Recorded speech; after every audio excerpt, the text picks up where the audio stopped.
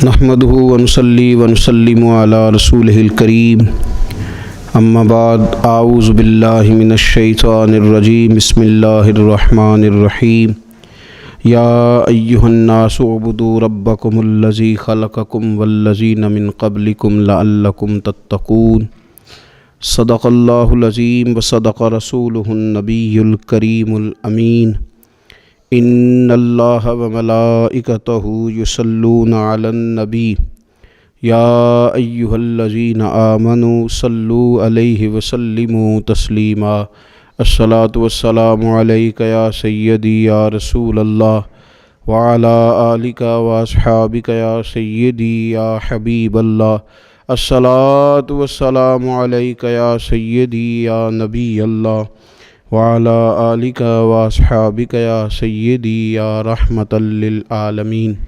حمد و صلوات کے بعد ماہ رمضان المبارک کی خوبصورت گھڑیوں میں فکری، تربیتی اور روحانی کورس کے نام سے چند گزارشات نماز تراویح کے بعد اہل اسلام بالخصوص وہ لوگ جو اپنے آپ کو راہ سلوک کا مسافر سمجھتے ہیں اور اپنی تربیت کے لیے فکر مند رہتے ہیں، ان کی اور اپنی اصلاح کے لیے چند باتیں یہاں کی جائیں گی۔ اللہ تبارک و تعالی اخلاص کا وضو عطا فرمائے، نیتوں اور ارادوں کو پاکیزگی نصیب فرمائے اور اس ماہ مبارک کی ساری برکات اور اس کے ثمرات اور اس کی روحانیت سے ہم سب کو فیض یاب فرمائے۔ اہل ایمان کا یہ شیوہ ہے کہ وہ اپنے رب سے شدید محبت کرتے ہیں۔ قرآن حکیم میں اللہ تعالیٰ نے فرمایا ہے کہ والذین آمنوا اشد حبا للہ، فرمایا وہ لوگ جو ایمان لائے وہ اپنے رب سے شدید محبت کرتے ہیں۔ وہ جب اپنے رب کی نعمتوں کو یاد کرتے ہیں، جب وہ اپنے مالک کے احسانات کا تصور کرتے ہیں، جب وہ اپنے رب کے بے پایا کرم کی طرف دیکھتے ہیں تو اپنے مالک سے شدید محبت کرتے ہیں، اور جب وہ اپنے مالک سے اس قدر زیادہ بڑھ کے محبت کرتے ہیں تو پھر وہ ان سب تقاضوں کو پورا کرنا چاہتے ہیں، ان سب چیزوں کی طرف بڑھنا چاہتے ہیں جو انہیں اللہ تبارک و تعالیٰ کی محبت کی طرف لے کر کے جاتی ہیں۔ اللہ تبارک و تعالیٰ چونکہ اپنے بندوں کی طلب سے آگاہ ہے، اپنے بندوں کی پیاس کو جانتا ہے، ان کے دلوں میں اس کی طرف بڑھنے کا جو جذبہ ہے، اس جذبے سے مالک پوری طرح نہ صرف آگاہ ہے بلکہ اپنے کرم سے اس کی تسکین بھی فرماتا ہے۔ تو اللہ تبارک و تعالیٰ نے وہ سارے راستے ہمیں عطا فرمائے جو رب کریم کی محبت کی طرف ہمیں لے جاتے ہیں اور اس کی محبت کی لذت ہمارے دلوں کے اندر پیدا کرتے ہیں۔ جب اہل ایمان اللہ سے بڑھ چڑھ کے محبت کریں اور اپنے مالک کی طرف وہ سب سے زیادہ اپنے قدموں کو، اپنے دلوں کو، اپنی توجہ کو بڑھائیں تو انہیں کچھ کام ایسے ہیں جو زیادہ کرنے چاہیے۔ ان کاموں میں سے ایک بڑا کام یہ ہے کہ وہ اپنے رب کی عبادت کریں۔ عبادت تو رب کے ہر حکم کو تسلیم کر لینے کا نام ہے، لیکن ہمارے ہاں عبادت کا تصور اکثر نماز کے لیے لیا جاتا ہے۔ قرآن حکیم میں اللہ تعالیٰ نے ارشاد فرمایا یا ایھا الناس اعبدوا ربکم الذی خلقکم والذین من قبلکم لعلکم تتقون، فرمایا لوگو اپنے رب کی عبادت کرو جس نے تمہیں پیدا کیا اور تم سے پہلے لوگوں کو پیدا کیا، اور اس امید پر اپنے رب کی عبادت کرو کہ لعلکم تتقون، تاکہ تم پرہیزگار بن جاؤ۔ اپنے مالک کے حضور اپنی پیشانی کو جھکا دینا عبادت انتہائی درجے کی عاجزی کو کہتے ہیں۔ اپنی پیشانی کو، اپنے ناک کو، اپنے پورے وجود کو اپنے مالک کے حضور انتہائی عاجزی کے ساتھ جھکا دینا اور ساری بلندیاں اور ساری رفعتیں اور ساری عظمتیں رب ہی کی تسلیم کرنا، اس کا نام عبادت ہے۔ اللہ کے حضور جب رب کریم کا بندہ اپنے آپ کو جھکا دیتا ہے اور اس کے حضور وہ انتہائی عاجزی کرتا ہے تو اس کا معنی یہ ہے کہ وہ اپنے رب کی عبادت کر رہا ہے۔ رسول کائنات صلی اللہ تعالیٰ علیہ وسلم نے مختلف چیزوں کو، مختلف مواقع پر ہمارے لیے بیان کر کے ہمارے دلوں میں ان چیزوں کی محبت بڑھائی۔ اس رمضان المبارک میں خاص کر کے ہمیں ان چیزوں پر توجہ کرنی ہے۔ میری نظر میں وہ 4 چیزیں ہیں، اگرچہ ان کو اور بھی بہت ساری چیزوں پر تقسیم کیا جا سکتا ہے، اور بھی کئی چیزیں اس میں شامل کی جا سکتی ہیں، لیکن اہم چیزیں 4۔ ایک تو نماز کا پڑھنا، نوافل کا پڑھنا، رات کو قیام کرنا، سحری کے لیے تو اٹھنا ہی ہے، تو اٹھتے وقت تہجد کی نماز کو اہمیت دینا، نماز تراویح کو ذرا شوق کے ساتھ ادا کرنا، نفل کا قیام کرنا، عبادت کے لیے اپنے آپ کو تیار کرنا، اور دوسرے نمبر پر قرآن حکیم کی تلاوت کو ذوق شوق کے ساتھ کرنا، اپنا محبت کا، پیار کا رشتہ قرآن پاک کے ساتھ مضبوط کرنا، اور تیسرا کثرت کے ساتھ استغفار پڑھنا، اپنے مالک سے اپنے گناہوں کی معافی مانگنا، آئندہ گناہ نہ کرنے کا عہد کرنا، اور چوتھا دعائیں مانگنا۔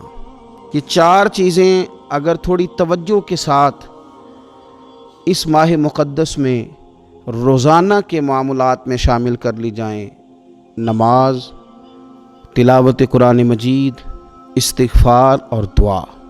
آپ دیکھیے کہ نبی کریم صلی اللہ تعالیٰ علیہ وآلہ وسلم نماز کے اندر محو رہنے کو پسند کرتے تھے۔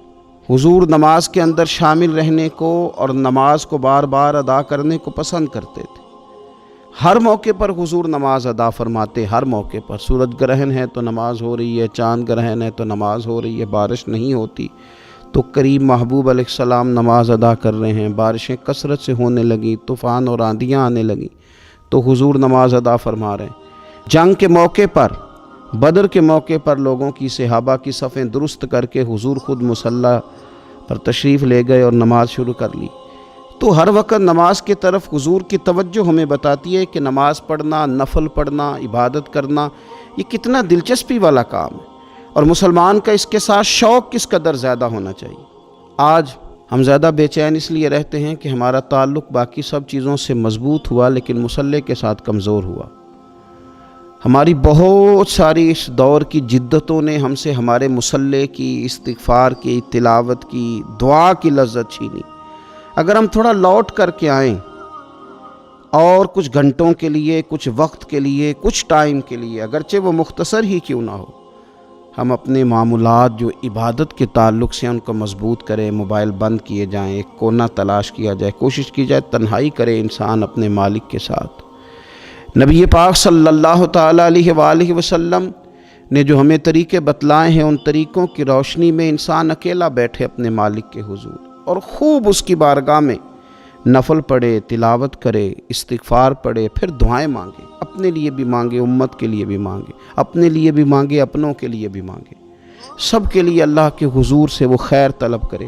حضرت سیدنا زید بن ثابت رضی اللہ تعالیٰ عنہ ارشاد فرماتے ہیں، مجمع الزوائد میں، مسند امام احمد بن حنبل میں یہ حدیث موجود ہے۔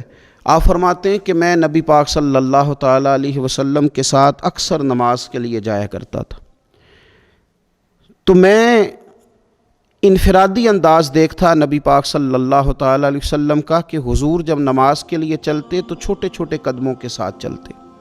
جو نبی پاک صلی اللہ تعالیٰ علیہ وسلم کا روٹین میں چلنے کا انداز ایک کریمانہ تھا، اس سے ہٹ کر حضور مختصر قدم اٹھاتے اور نماز کے لیے تشریف لے جاتے۔ میں اس خوبصورت ادا پر توجہ کرتا تو میرے کریم محبوب صلی اللہ تعالیٰ علیہ وسلم نے مجھ سے فرمایا، زید تم جانتے ہو میں مختصر قدم کیوں اٹھاتا ہوں؟ حضور دلوں کا حال جانتے ہیں نا، تو فرمانے لگے تمہیں خبر ہے میں اختصار کے ساتھ قدم کیوں اٹھاتا ہوں؟ عرض کی یا رسول اللہ صلی اللہ تعالی علیہ وسلم کرم نوازی فرمائیے، بتا دیجئے۔ تو حضور فرمانے لگے کہ جب تک انسان نماز کی طلب میں رہتا ہے نا، وہ نماز ہی میں رہتا ہے۔ وہ جب نماز کی طلب میں ہوتا ہے تو نماز ہی میں ہوتا ہے۔ تو میں چھوٹے چھوٹے قدم اٹھاتا ہوں، ذرا آہستہ چلتا ہوں، تاکہ جتنا وقت طلب نماز میں ہو وہ نماز ہی میں گزرے۔ ذکر حبیب کم نہیں وصل حبیب سے، محبوب کا ذکر بھی اس سے ملاقات ہی ہوتا ہے۔ تو یہ جو سفر ہے نا نماز کے لیے جانے کا، میں چاہتا ہوں کہ یہ ذرا لمبا ہو جائے، اس میں ذرا وقت ملے تاکہ مالک کے ساتھ میں جڑا رہوں، میرا تعلق مضبوط رہے۔ تو سرور کائنات صلی اللہ تعالیٰ علیہ وسلم کی جو خاص دلچسپی ہے نماز کے ساتھ، نفل کے ساتھ، عبادت کے ساتھ، حضور صلی اللہ علیہ وسلم نے ارشاد فرمایا، مسلم شریف میں حدیث موجود ہے، فرمایا اللہ تعالیٰ کے بندہ سب سے زیادہ قریب پتہ کب ہوتا ہے؟ پہلے تو ذرا ان لفظوں کا حسنی ملاحظہ کریں کہ بندہ اور رب کے قریب، بندہ اور اپنے مالک کے قریب، وہ بندہ کتنی شان والا ہے، اس کا مقدر آج کتنے عروج پہ ہے جو اپنے رب کے قریب ہو گیا۔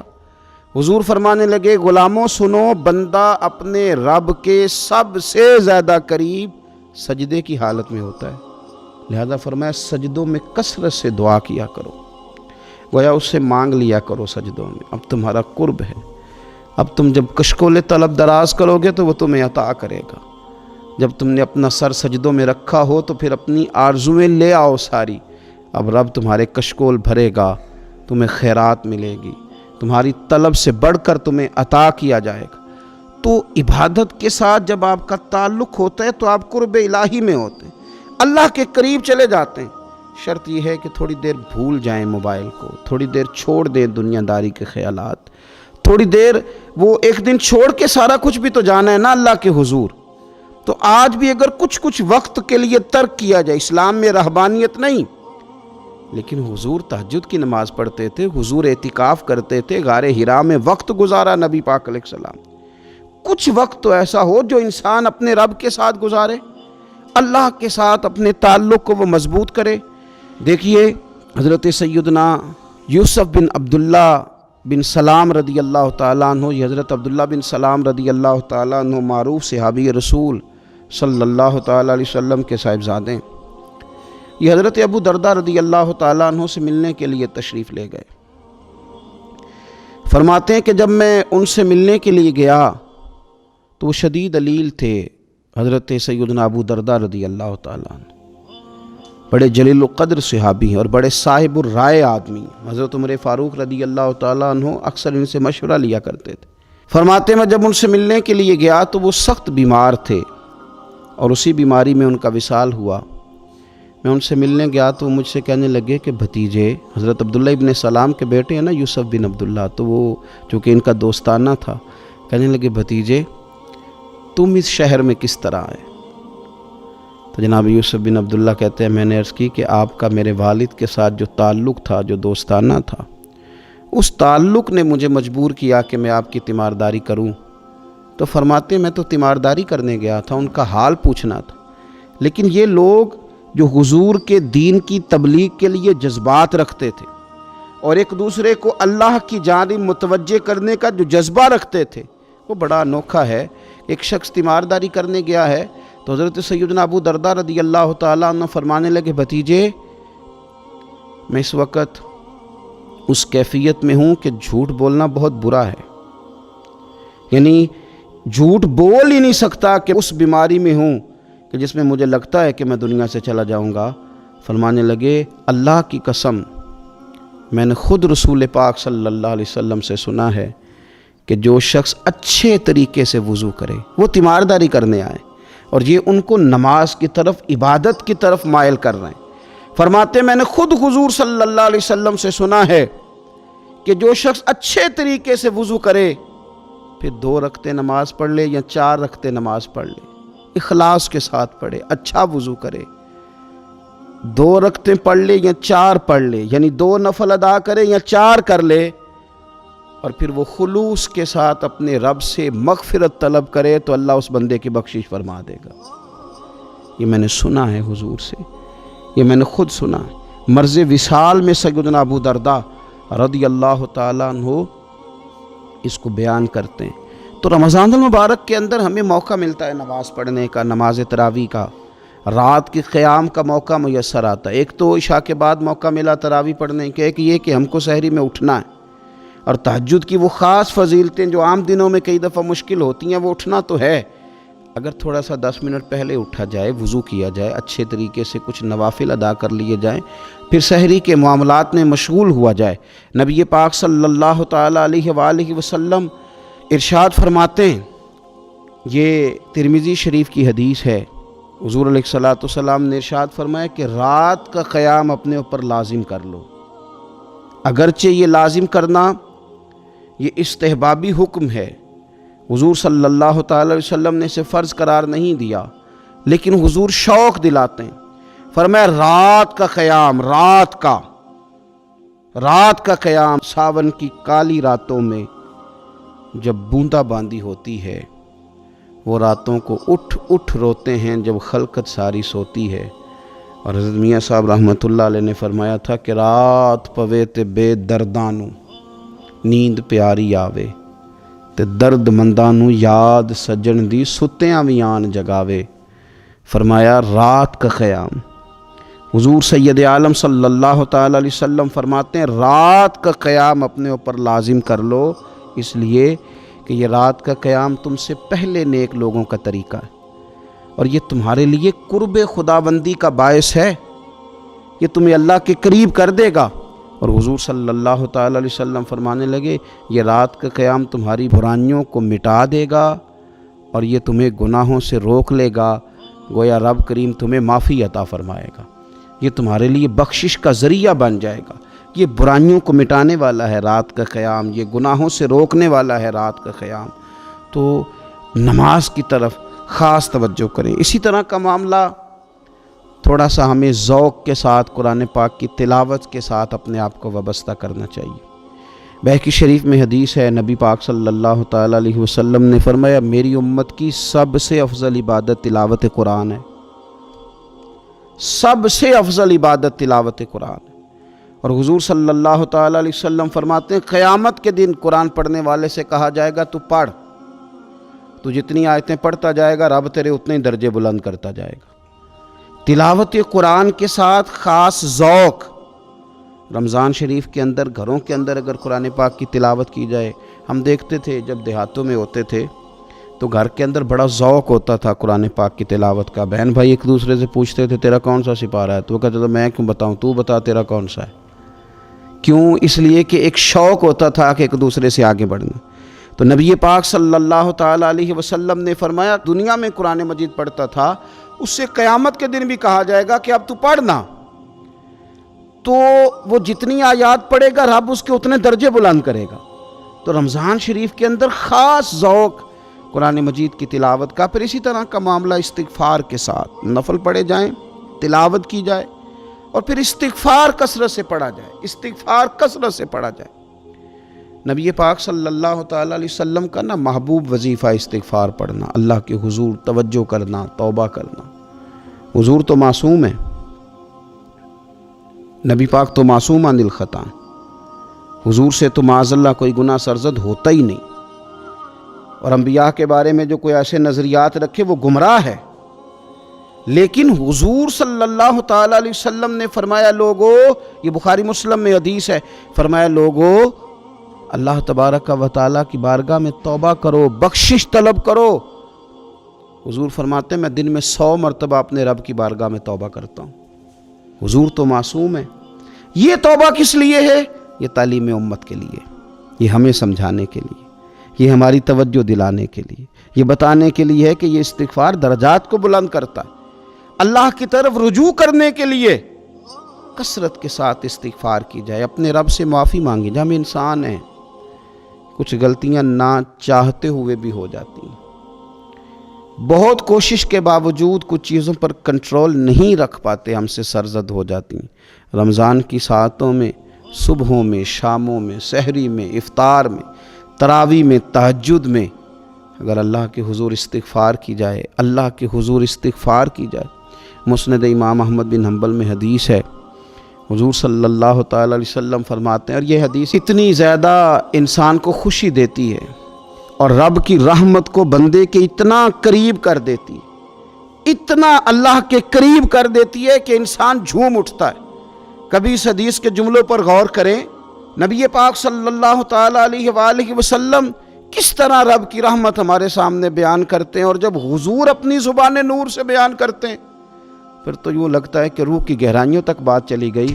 حضور سید عالم صلی اللہ تعالی علیہ وسلم فرماتے ہیں شیطان نے رب کریم کی بارگاہ میں یہ کہا تھا کہ اے مالک مجھے تیری عزت کی قسم، جب تک ان لوگوں کے جسموں میں روح رہے گی میں انہیں گمراہ کرتا رہوں گا۔ جب اللہ نے اسے کہا نا کہ تو نکل جا، تو مردود ہے، تو اس نے کہا مجھے تیری عزت کی قسم، جب تک ان کے جسموں میں روح باقی ہے میں انہیں گمراہ کرتا رہوں گا۔ تو میرے کریم محبوب علیہ السلام، مدینے والے پیارے حبیب علیہ السلام فرماتے ہیں، رب کریم نے فرمایا سن او ابلیس، اگر تو یہ قسم اٹھاتا ہے کہ تو جب تک ان کے جسموں میں روح ہے انہیں گمراہ کرتا رہے گا، تو پھر مجھے بھی اپنے عزت اور جلال کی قسم، یہ جب تک مجھ سے معافی مانگتے رہیں گے میں انہیں معاف کرتا رہوں گا، میں بھی انہیں معاف کرتا رہوں گا، یہ جب جب مجھ سے بخشش مانگیں گے، جب جب مجھ سے بخشش مانگیں گے۔ اس یہاں سے کبھی ہم نے کنارہ نہ کیا، اور تو نے بھی تو دل آزردہ ہمارا نہ کیا، ہم نے تو جہنم کی بہت کی تدبیر، پر میرے مولا تیری رحمت نے گوارا نہ کیا۔ تو کثرت کے ساتھ استغفار رمضان میں کیا جائے، اللہ کے حضور معافیاں مانگی جائیں، اور میں تو کہتا ہوں اپنے لیے بھی مانگی جائیں، دوسروں کے لیے بھی مانگی جائیں، استغفار سے وہ مان جاتا ہے۔ اور پھر سب سے زیادہ جس چیز پر توجہ دینے کی ضرورت ہے وہ ہے عبادت کا مغز، یعنی دعا۔ میں اکثر کہتا رہتا ہوں کہ ہمارے ڈاکٹر ہمیں یہ کہتے ہیں کہ تمہارے دلوں میں کچھ دکھ ہیں وہ کہہ دو تو تمہاری بیماریاں ہلکی ہو جائیں گی، دل کے بوجھ اتار دو، تم کہہ دو کسی سے اپنے غم تاکہ تمہارے دل ہلکے ہو جائیں۔ اب کچھ غم بڑے ذاتی قسم کے ہیں، بندہ کسی سے کہہ ہی نہیں سکتا، بڑی نجی قسم کے کچھ دکھ ہیں، کسی سے کیسے بیان کرے؟ تو ہمارے دین نے ہمیں دعا سکھائی۔ معنی کیا ہے؟ جو کسی سے نہیں کہہ سکتے وہ رب رسول سے کہہ دو تاکہ تمہارا دل بھی ہلکا ہو، تمہاری عزت بھی محفوظ رہے، اور تم نے کہا بھی اس طبیب کے سامنے جو سب سے بڑھ کر شفا دینے والا ہے، کہا اس مالک کے سامنے جو سب سے زیادہ خزانے بانٹنے والا ہے۔ ترمذی شریف میں حدیث ہے، حضور نے فرمایا دعا عبادت ہے۔ اسی ترمذی میں حدیث ہے، فرمایا دعا عبادت کا مغز ہے۔ اور اسی ترمذی میں حدیث ہے، نبی پاک علیہ السلام نے فرمایا یاد رکھو، رب کے نزدیک، اللہ کے نزدیک دعا سے زیادہ عزت والی چیز کوئی نہیں، اس سے بڑی اکرام والی چیز ہی کوئی نہیں اللہ کے حضور۔ تم اپنے رب سے جب مانگتے ہو تو بڑے معزز ہوتے ہو، دنیا داروں کے سامنے ہاتھ پھیلاؤ گے، دکھ سناؤ گے تو عزت میں کمی آئے، لیکن جب تم اللہ سے مانگتے ہو، مالک کے حضور کشکول طلب دراز کرتے ہو، تو اس سے بڑی عزت والی چیز کوئی نہیں۔ پھر ایک دل میں سوال آتا تھا کہ کتنا کو مانگیں، مالک سے کتنا سوال کریں، کس قدر طلب کریں؟ تو بہقی شریف میں حضور نے یہ مسئلہ بھی حل کر دیا۔ اللہ کے پیارے حبیب علیہ السلام نے فرمایا ہر چیز ہی اپنے رب سے مانگ لو، ہر چیز ہی اپنے رب سے طلب کرو، حتیٰ کہ نمک ہی کیوں نہ ہو، وہ بھی مانگنا ہو تو مالک سے ہی مانگو۔ اللہ کے حضور عرض کرو اس کے پیارے محبوب علیہ السلام کے غلاموں، تمہارے ہاتھ وسیلہ جو آ گیا ہے مدینے والے محبوب کا، اس کی بارگاہ سے مانگو، بار بار مانگو، کئی بار مانگو، اور اپنے لیے بھی طلب کرو، دوسروں کے لیے بھی طلب کرو، امت کے لیے طلب کرو، ملک و ملت کے لیے طلب کرو۔ تو رمضان شریف کی پہلی نشست میں ایک تو ہمیں اپنی عبادت کو، اپنے نوافل کو، اپنی نماز کو مضبوط کرنا ہے، کوشش کریں قضا نمازوں پر بھی توجہ دی جائے، یہ بہت بڑا قرض ہے اور یہ ہم ہی ادا کریں گے تو ادا ہوگا۔ اور دوسری بات یہ کہ کثرت کے ساتھ قرآن مجید کی تلاوت کی جائے۔ تیسری بات یہ کہ استغفار کو اپنے اوپر لازم کیا جائے۔ اور چوتھی بات دعائیں مانگی جائیں۔ رمضان کی گھڑیاں بڑی قبولیت والی ہیں، بڑی قبولیت والی ہیں۔ افطار کے وقت جو بندہ مانگتا ہے رب اس کی دعا کو قبول فرماتا ہے۔ ان اوقات میں اللہ سے مانگا جائے اور خوب مانگا جائے، اے اللہ اس ماہ مقدس کا صدقہ امت مسلمہ کے لیے رحمت والے فیصلے فرما۔ آخر دعوایا ان الحمدللہ رب العالمین۔